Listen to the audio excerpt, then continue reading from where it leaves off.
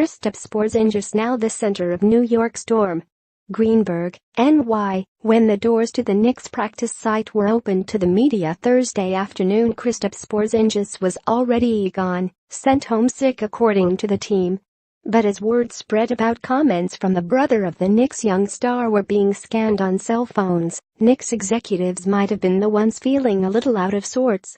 In an interview with the magazine, Sports Avies that ran on the Latvian website Sportas, Janis Porzingis, who serves an agent for Andy Miller Sports, the agency that represents Porzingis, called out the Knicks for the dysfunction in the organization and put some blame on Carmelo Anthony, while warning that they could see the latest face of the franchise depart too if things don't improve. The one thing that Porzingis and his brother should be accustomed to is that the good times don't last long at Madison Square Garden. Last year it was Anthony who was in the center of the storm, poked at by since-fired team president Phil Jackson to try to get him to waive his no-trade clause. The losses piled up, and when the season was over, the 22-year-old budding star skipped out on his exit interview with Jackson and Knicks coach Jeff Hornacek and headed home to Latvia without a word to the Knicks. That wasn't an emotional decision, Janis Porzingis told the magazine. It wasn't a spontaneous action.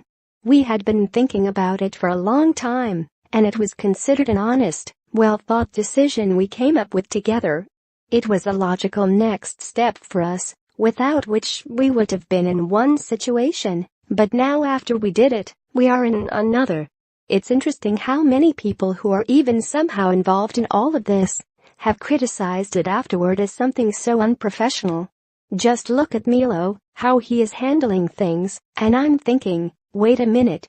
In reality, if he for once decided to fight for something, we wouldn't be in this situation and Kristaps wouldn't be forced to take all the damage on himself. It wasn't done for some personal interest or ambitions or dislike for someone, it was for the sake of overall peace. It should have been a task for the team's leaders, but Melo and people around him never tried to change anything. That sounds harsh, and perhaps isn't quite accurate, as Anthony tried to forge a peace at numerous times in the last two seasons as the Knicks stumbled through a 63-101 record. But with Jackson there was never going to be a détente reached. When Jackson tried to pitch ownership on buying out Anthony and the remaining $54 million on his contract over the summer, and then spoke openly about listening to trade offers for Porzingis, Garden chairman James Dolan finally fired Jackson.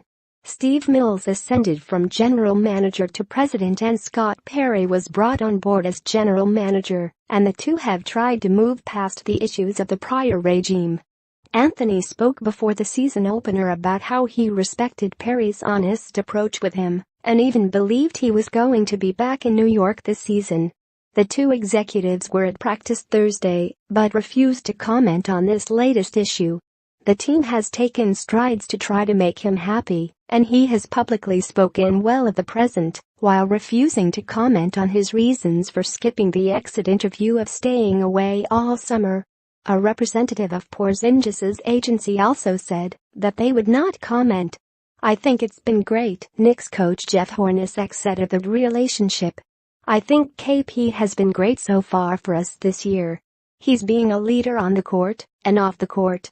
So he's really trying to step it up for everybody, and I think the guys are looking at him as their leader and one of those guys that they can depend on, so I think he's off to a great start. This is a prickly issue for the organization. While he is on his rookie contract and can't leave anywhere now, he does have some leverage in the future. He is in the third year of his deal, and the Knicks already picked up the team option for a fourth season. But in the summer after that fourth season he could opt to play on a qualifying offer of $7.514 million rather than signing a max extension similar to the 5-year, $148 million extension that Joel Embiid signed with Philadelphia, and that would make him an unrestricted free agent after his fifth season. And just by turning down a max extension, that would sound alarms in the Knicks front office and they would likely need to investigate the trade market. First, it's a long time before signing a new deal, Janis Porzingis said. Second, there are so many things that can happen in the